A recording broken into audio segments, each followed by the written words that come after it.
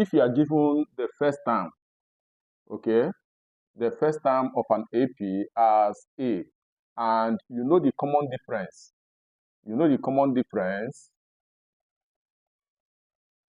as D, you know the last term as L. The sum of an AP, which is S, is given as N over 2 into bracket A plus L, where our N is equal to the number of terms, So do not forget that a particular AP to its n term is given as A, then A plus D, then A plus 2D, then A plus 3D to its nth term or last term, okay, which is what? A plus n minus 1 times D. This means that the n term of an AP is what? Is A plus what? N minus 1 times what? D. So we can equally say that the last term of an AP is what? Is A plus n minus 1 times what? D. So let's call this equation 1, okay, do not forget. So substituting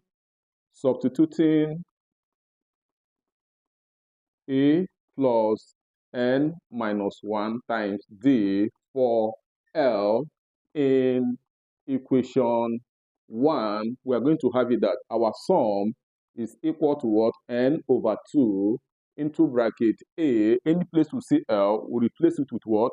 With A plus n minus 1 times what? D plus A plus n minus 1 times what? D. Okay? So this will give us that our sum is also equal to what? N over 2 into bracket what? A plus A is what? Is 2A plus n minus 1 times what? D. Okay? So this is equation 2.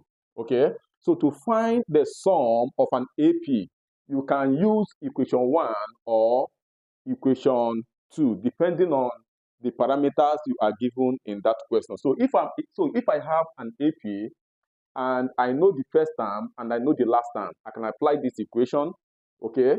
Or if I'm given an AP and I know the first term, I know the common difference, I can find the sum of that AP using equation 2. So you can apply any of these equations to find the sum of an AP. So our next video will be an example under sum of arithmetic progression. Thank you very much and God bless you.